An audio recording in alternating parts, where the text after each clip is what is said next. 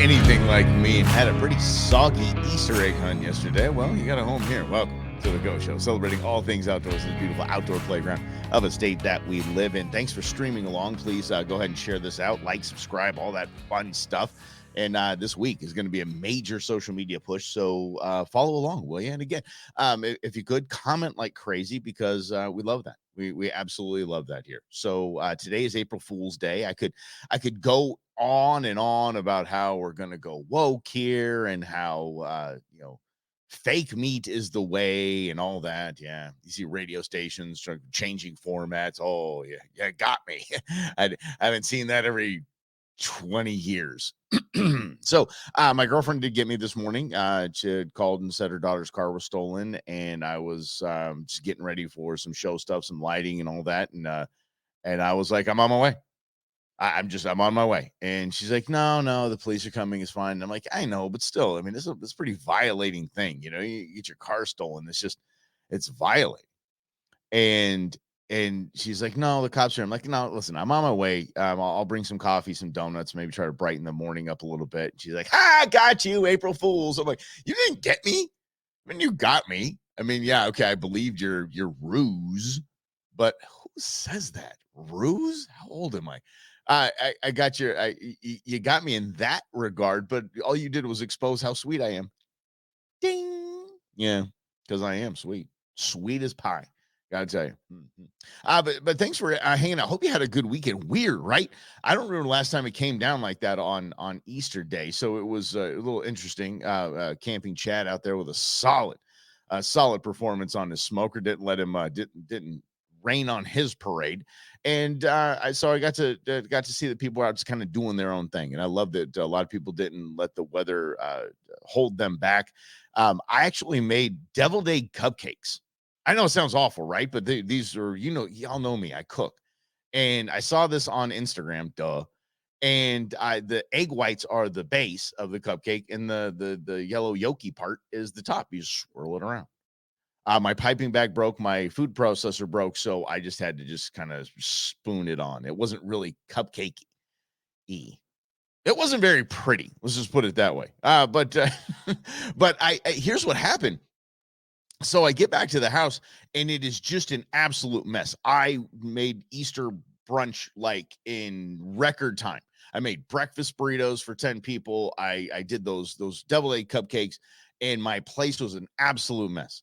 So I get home, I'm grumpy about it. I am a bear about it because I hate cleaning up. I hate cleaning up except for after hunts. Y'all know me, but I hate cleaning up. So, especially when it comes to dishes, my mom yesterday claimed that is the only reason why I learned to cook and love to cook, is because in our house the rule is, if you cook, you don't clean. So if you don't cook, you better get in there and participate and clean. That is not the reason I learned how to cook. It's primarily because my sister didn't want to learn how to cook, so she taught me. That's basically what it was. But my mom, I was asked the other day if I went to preschool, and I'm like, I don't remember if I went to preschool. And if I ask my mom, she's just going to make up an answer. She's like, oh, yeah, you went to, yeah, sure, you went to preschool. No, I don't know. Yeah, same thing. Anyway, I get home, sink clogged. I go with the two basin sink, both sides clogged, and I'm like, oh my goodness sakes. I've been in property management for a long time. We'll get to that in a minute, but I know how to fix a clog. This I just couldn't. I'm going to have to go down there, pull out the P trap, all that stuff. It's just going to be an absolute nightmare. But here's the deal. I went on Amazon, and after putting like 4 gallons of liquid plumber, Drano, anything I could throw at it, because everything was closed. So the only place I can go to was Walmart, and it was a disaster. But I get to I start unclogging the sink, trying to do my best, pouring all this stuff down there. Nothing's working. So I go on to Amazon, I order a snake, and the snake came this morning. And so I open it up, and what is it? It's just a bunch of stuff. Like, okay, I've not snaked before. So, okay. So I look for the directions. There's no directions. So I guess it's pretty self-explanatory. Just ram it down in there and see what happens. So I'll do that after the show. But it got me to thinking. This is the way we are as outdoors men and women. When it comes to fishing, when it comes to hunting, when it comes to our outdoor pursuits, there's a lot of thoughts, there's a lot of speculation, There's some how-tos, but not a exact manual. Follow these steps to success. Period. There's the only tried and true thing that you are going to find in hunting and fishing is going out and spending time on the water, going out, spending time on the desert, going out, spending time in the woods, up top, glassing, throwing baits, taking notes, and being very studious about it. That's the only one thing that there's essentially the instruction manual of our outdoor world here in Arizona.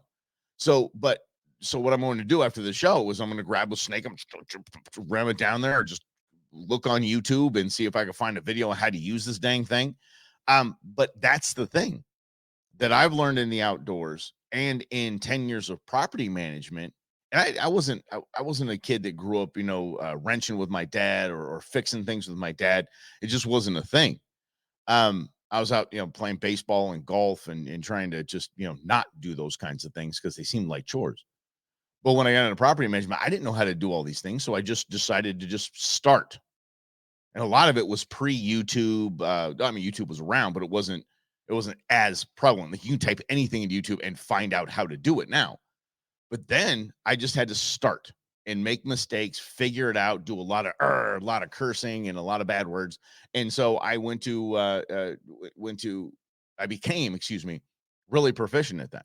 And that's the only reason why I can be proficient at hunting and proficient at fishing out here in Arizona, is that you just got to keep doing it. You just got to keep doing it. You just got to start with step one, go throw a bait. I don't care if it's a worm on a bobber, see if it works. It'd be funny seeing these, tournament anglers and stuff like that. If one's just out there on the bow of the boat, just with a with a bobber, just staring at it, just staring at the bobber on the water, just very peaceful. Man, the tournament's going. I know. Watch, a big lunker's gonna hit that thing. He pulls in a 10-pounder. That would be the coolest thing. That would be a big win for the everyman of the outdoor world. Is a tournament angler out there with a bobber on his line? Yeah. But anyway, it doesn't matter though. Here, locally or wherever you're at, or you're on vacation or whatever, just try something. Take that first step in trying something, and what you'll do is you'll start to fine tune along the way. Essentially, it is when you start things like this, and especially pursuits like our outdoor world, you're basically rolling a square tire, the square wheel, right? And you just got to take that first thunk and let it fall. Then you got to thunk. And you keep doing that and wearing down those corners until it's just smooth as silk, just rolling down the hill. I know it's an analogy. I think it was what was that book? The Missing Piece. Was that it? Yes, I think the book was called The Missing Piece. But that's kind of the same thing. You're just going to keep plop, keep going and then go throw another bait, throw. And all the while, keep that one off the side with the bobber. I'm not kidding. If I'm fishing in the evening and I'm not moving around, if I'm shore fishing, there is a catfish line. It's just sitting there, just on the bottom. Darn right there is. Heck yeah. What tried and true works? Yeah, chicken livers at the bottom of a lake works. Yeah, teeny weenies. Woo! Teeny weenies crush them. People not know that. Teeny weenies absolutely crushing for catfish, especially the one with the little smokies. That's what they're called, with the little cheddar in them. Pfft. If I can't resist them, the fish can't resist them.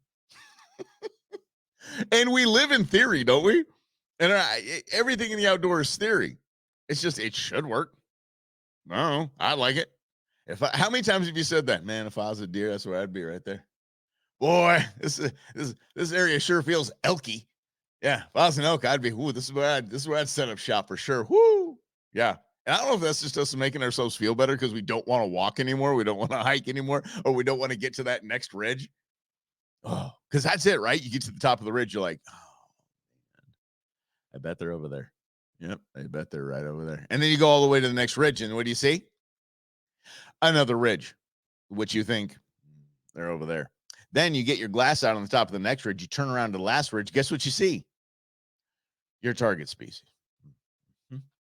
But hey, the weekend was rainy. It was, I hope you took advantage of it. I actually did not. I really didn't. I didn't do a lot. I forget who it was, and please forgive me, but one of y'all asked me about the Solo Stove.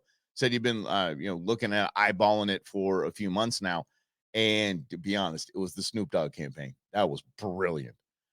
But ask about Solo Stove. So a quick aside, last night I tried out the Solo Stove pellet attachment.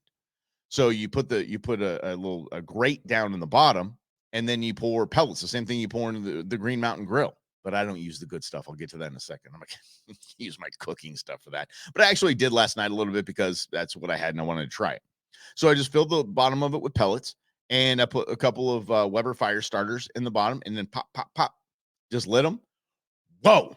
Okay. Game changed. Not fiddling around with wood, not fiddling around with, oh, move it this way, get it more air. It's got to be this. Oh, it didn't exactly light. I mean, it's just going, and it was pushing heat. I was amazed because it was windy and rainy last night, and I was warm. I was comfortable. I was out there and just like, I think I was wearing sweatpants and a t-shirt, and I was just right as rain. So yeah, that was really cool. But at least I took time to get outside. Yeah, rain doesn't scare me that much. So here's what I do hate, though. I do hate more than anything in the world: wet Levi jeans, or just jeans, wet jeans, and wet socks. If I have wet jeans and wet socks on, I look like I don't know if cat owners, you know what I'm talking about. You when you get a cat gets wet, it just gets tense in the back arches. That's exactly what I look like when I can't stand it. I was at Universal Studios years and years ago, and I went on the Jurassic Park ride and I had jeans on, and I just got soaked. And I told the family, "You go that way. You go on rides, go lunch, go to another theme park. I don't care. Go home. I'm going to stand right here and find sunlight because it's cloudy and a little bit cold, and I'm just going to try to dry off." I was in the bathroom with the hand blower. Hate that feeling and have no idea where I was going with that, why I'm talking about wet jeans. But oh yeah, the rain doesn't scare me. So yeah, and by the way, I've never fished in pants. Never. Not even like the cool AFCO fishing pants. Never fished in pants. It's like people that ski in jeans. I just don't get it. It doesn't make sense to me. It just does not compute. Don't care how cold it is. I've got board shorts on, and that's what I fish in. Yeah. Just the way it goes. So anyway, so the rain was great because I think a lot of people just stayed in. It's more, it's closer. It's just a better vibe for the weekend, especially on a family weekend like Easter weekend. Now is the time though, because before we know it, we're in Arizona what we call false spring number 2. This is our second false spring, where it gets up to 80, 85 for a couple of days, and we're like, yeah, it's on. It's spring. Here we go. And then it's in the 60s and rainy and gloomy, and whoa, where did winter show up? Why don't you go away, winter? And so we're in the spring, the fall spring. So that means spring's about to pop in. And in Arizona, we have about a week and a half of spring, and then it just shows up to 100-degree temps. So now is the time to get ready. So get in the garage, get in the man cave. It's time to make this happen. You all know me. For the last 11 years, my man cave and I have had a very on and off relationship, and it's been tumultuous. Tumultuous, is that a word? Yeah, tumultuous. It's been, yeah, I'm gonna go with tumultuous. Coffee will fix it the other way. It's been a little tumultuous. A lot of it wins, I win, it wins, I win, and we're just kind of going back and forth. It's time to get after it again. Because my jumping jack trailer has become a catch-all for all. Quite literally, I throw everything on top of that. It's a beautiful, wide open, flat surface, and I'll throw a Canyon cooler on there. I'll throw, I think there's a dog crate on there. I go to Costco, I come back, and I throw the paper towels and the toilet paper, those big giant. I throw that on top of the jumping jack. Everything's been on top of the jumping jack. It's time to rip all that stuff down, make sure it's all put away, make sure it's all tight and ready to go. And the only thing on top of the jumping jack is accessories for the jumping jack or my kayaks. So that is time to get in there and do that because it's time to get ready for fishing season. The fishing season this is the toughest part for a lot of us because this is where a lot of us really hide from our spouses, and we don't want them to see what we're doing. And not that get ready for fishing is something that you have to hide, because getting ready for angling season is something you should celebrate. It's something for fun. It's something for family. It's amazing thing to get ready for. But what we don't want the other half to see is how much we're throwing away from last year, because it's time. Unless you keep all of your fishing equipment in the house, and I mean secured somewhere in the house, where there's no perfumes, there's no nice things that are plugged into the wall, like those Airwick kind of things. None of that. And it is secure and safe. Like in a safe, it's time to throw some things away. And I hate it because it exposes what I did how I over purchased last season. But it's just, it's a pill you're going to have to swallow if you want a better and more success season this season. Okay. And the first thing is to rip out the line out of all of your reels. That's a tough one, unless unless you just don't really get attached to the what is it, the emotional equity we have in a lot of our rods and reels. We're like, oh, I caught so many on that. Oh, you know, I'm just gonna keep it for this season, man. That's my good luck. That's my good luck braided line right there. No, it isn't. Throw it away. It's not. You probably didn't spool the entire spool last time, probably about halvesies. So go ahead and throw it out. The same spool, call that lucky. Do whatever you want. But here's the deal, and this is what I learned from Scooter Griffin from the Arizona Fishing Guides, is that over the summer, I'm sorry, over excuse me, over the winter months, and your garage. Think about all the things you've done in your garage. I mean, just me alone. The computer stand that's right in front of me right now, I made. I went. I measured it out. I cut it. It got everything stained, and I did the whole burn treatment on it. Right, but I did that in my garage. So I was, got the Burns-O-Matic, and I was doing, making the wood grain pop, and it's really, really cool. My garage smelled like a burning forest for about 5 days. Do you know where my fishing poles are? In the burning forest. So that smoke inside that, everything attaches itself to that, to the monofilament line and the fluorocarbon and the baits. It just attaches to it. That's what it smells like. So you throw that underwater, the fish can, something's wrong. Why does that little shad that's coming in front of me right now, why does it smell like a burning forest? That's fishy. I'll keep the dad jokes to myself. Excuse me. There we go. This is why you just have to either think about a new strategy for storing your equipment, or you're just going to have to tear it out every year and just start new. So the good thing about the summer months and having your stuff outside in the garage is that you don't really do a lot of garage projects in the summertime because it's hotter than blue blazes. So there's not a lot of chemicals. You're not changing oil and things like that. It's just it's just sitting there. It's just good.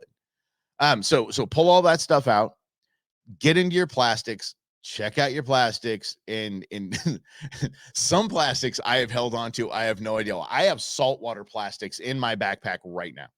I do. I have no idea why I haven't gotten rid of them. There's no attachment to it. I just forget what I paid for it, but it probably wasn't cheap. And so it's in there because, God forbid someone taps me on the shoulder and says, hey, we're going salt fishing today. We're going to jump on a boat in San Diego tomorrow. Let's go right now. And I go, oh, I can't because I got rid of my offshore tackle. Exactly. So no big deal. Get rid of it. Gone. Done.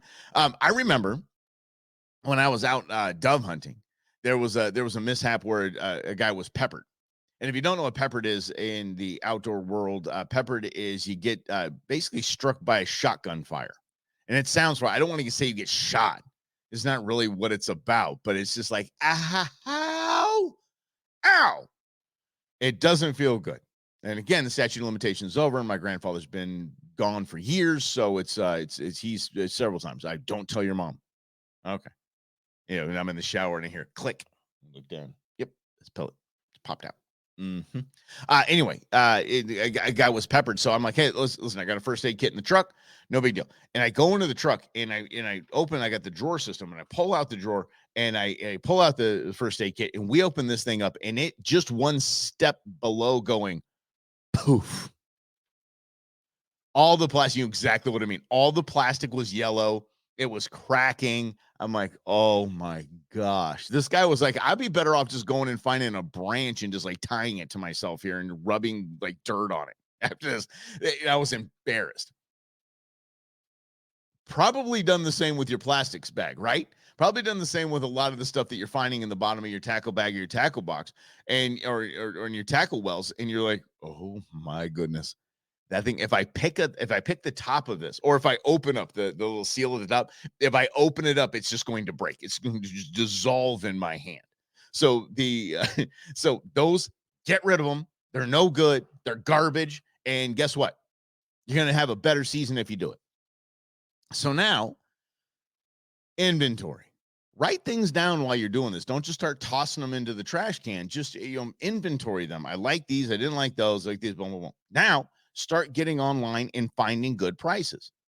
Look, I used to be such a big fan of let's support the local store and all that. Okay, I do. Sometimes I don't have what I want. Sometimes they're wildly more than it is online. So I need to save money and I need to get what I want. So I shop in different places. So go online. If the store is worth their salt, they've got an ad that'll pop up on Google when you put in some plastic shad lure or something like that, and then boom, they'll be up there with the Amazons and things like that, and then they get my business. But anyway, go online, find the best price, and take advantage of any kind of deals that you can, and start to restock. But think about storage now. Maybe you want to get rid of a few of those old boots. I have a pair of boots. I have a pair of Ariats that either need to be resold or thrown away because it's a hazard now. Because the way I walk, my gait is heavy on the left side heel. So it's to the point now where if I'm not focusing on my steps and I, God forbid, hit something or step on something, my ankle will turn. It's that bad. So I need to get rid of those or just have them resold. I didn't even know resoling was the thing. I'll have to look that up. But maybe you get rid of a pair of boots or things like that, and that frees up closet space for you to properly store your plastics in the off season. See what I'm saying now? Yeah, get it in an airtight bin, and then you're good. So start looking into storage options as well. Pull all that line out, like I said, get those things restrung. And I got to tell you, that is one of the biggest joys to me is cleaning my firearm to get ready for a hunt or to spool my to spool my reels. That's it. I love it. You sit there, you put a baseball game on, or you put some outdoor channel on, or whatever it is, and just sit there and you're good, just good. I've got you've got like 9 or 10 of them, so it takes a little while, and you're just happy. This is like Zen time. So it's not that big of a deal. And again, line is what line is, and that's why line isn't super expensive. Line is what it is. So if you are storing your reels with line on it properly out of anything that's going to make it scenty, then you're okay. Then you're good. You can keep that braided line on there for a hot minute. But the mono and the fluorocarbon, not so much. I don't like it. So I just better safe than sorry. And you're most likely using it as a leader anyway. So you're not going through a lot of it. But, the braided line, kind of expensive. That's fine. But just, again, you pull the reels off the rods in the off season and store them probably in the same place that you're storing your plastic baits, and you don't have to go through this exercise. And how much of a man am I? Yeah. 11 years I've been telling you this. What do I do this time every year? Mm-hmm. Mm-hmm. I'm going to make this note right now. It's going to make this note. Look into storage options. Practice what you preach, Michael. Holy cow. Yeah. Gonna practice, hopefully practice what I preach, and look into some storage options because it's that easy. I mean, you just pull the reels right off of the rods and then store them. Genius. Do it, Mike. Yeah, that's what I'm going to do. So, but now is the time. Last thing I'm going to tell you and chat with you about today, and appreciate you hanging out. This is the Go Show, celebrating all things outdoors in this beautiful outdoor playground of a world that we live in. I know the rain is what the rain is. It's just off and on. I love it. I absolutely love it. And primary reason why I love it is I get to turn off my irrigation system. I'm like, my irrigation system. I mean, my water bill's cut in half when it rains like this. So I have a lot of landscaping, and it's beautiful, but ain't cheap. Anyway, the range of what is. Here's what I do. Call the Arizona fishing guides. Call the hookup tackle and the hookup outfitters out in the west side. Call a guide. I know it sounds weird, but maybe take a couple weeks, maybe a couple paychecks where you set $100 aside, and then you get out there in a half day and you learn the body of water. I can't impress upon you how beneficial that is to your season, how beneficial that is to your just your social media, where you're going to be posting a lot of pictures of fish. Oh, I don't need a guide. Okay, fine. I will outfish you because I will hit that body of water that you say you don't need a guide on, and I will outfish you because I went with a professional that taught me that body of water specifically. We know this in Arizona. Every body of water is different. This isn't the Midwest where you can throw string cheese and get an 8-pound largemouth. This is different here. Invest in the body of water you're going to spend the most time on this summer. Invest in a guide just for a half day. And I'm telling you, be that guy.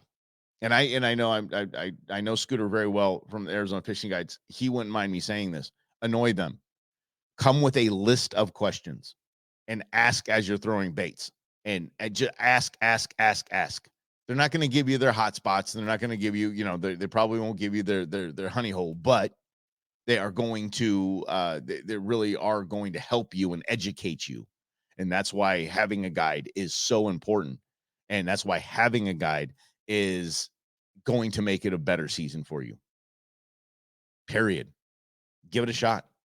As a matter of fact, if you got like a birthday coming up, or maybe Father's Day or Mother's Day, say, hey, listen, early Father's Day, Mother's Day gift. What I'm going to do is I'm going to go ahead and book a guide, and that's going to be the present from y'all to me, because I'm going to book a guide early. I want to make sure that I'm on, that I get the good spots and get the good dates, and make sure that I am going to learn this body of water, and we are all going fishing, and we're going to have a great time doing it. So, especially the kiddos. There's so many things. And I told you that was the last thing. It's the last thing. It's the next to the last thing adjacent, and we'll go with it. It's fine. For the kiddos, remember, a hunting fishing combo license for your Arizona Game and Fish Department is Cinco de Dolores. $5. That's it. $5. You can't get a Happy Meal for $5, but you can get an entire year of hunting and fishing access.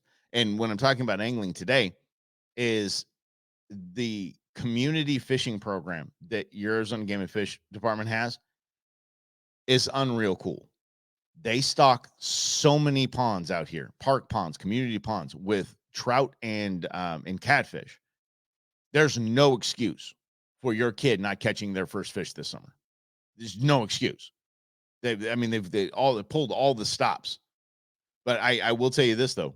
Make sure it is a Arizona Game and Fish community pond. Go to their website. They have maps. They have here's all of the bodies of water that you can fish with our community program.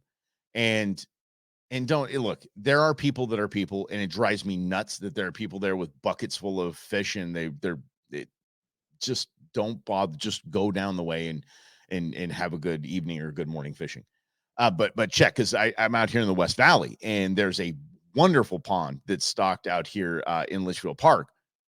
But you got to know you can't just have a fishing license. You need to have a LP fishing license to fish in that. And I think it's a couple bucks, but still, remember, ignorance of the law is not a defense. So if you are caught fishing in a body of water, and you need to spend an extra $2 down at the library to get a little stamp on your license to fish in that body of water, look it up. But always the best way to just feel comfortable and confident in where you're fishing is just go to the Game and Fish site and see if you can and you can't. I know it's like, it's easier to ask for forgiveness than permission. Not when they're handing you a ticket. It's not. Not when Karens come running up to you with their, phones, their video on, and they're, you shouldn't be fishing here. Instead of just, hey, did you know you actually can't fish here? I'm not stopping you, but I just wanted to let you know if somebody comes by, the authorities come by, they're going to get you. Yeah. You need to leave right now, young man. Just eradication of Karens. Mind your own business or help. How about that? Yeah. Just say, hey, listen, just some friendly advice. They bust people out here for fishing. So just, you do what you do, man. Just you do you. Which we can get into at a different time, but I think you do you is the biggest insult you could probably give anyone. Truth. It is. That's just telling me I don't care about you. You go do you. Whew. Man. I'm going to go do me. How about that? No, y'all don't tell me to go do me. That's not nice. I told you it's rude. It's a mean thing to say. Thank you for hanging out. Hope we had a good conversation. We're gonna do this tomorrow at 11 as well.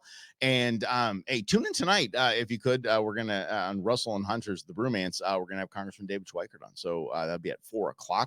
We're gonna have a good time with him. So have a great day, everybody. I know this is the cool day where you get to, after the rain, you get to go out and look at the mountains and see all the just how everything's so clear and wonderful. So get out and have some fun today and enjoy this nice, crisp, clean air that we had thanks to the rain. So remember, we're in false spring number 2 and our second false spring. So don't worry, spring is right around the corner, and then summer will hit us like that. So get ready for it, get your gear ready, and let's get out and have an awesome summer. Have a great day, everybody. We'll see you tomorrow at 11.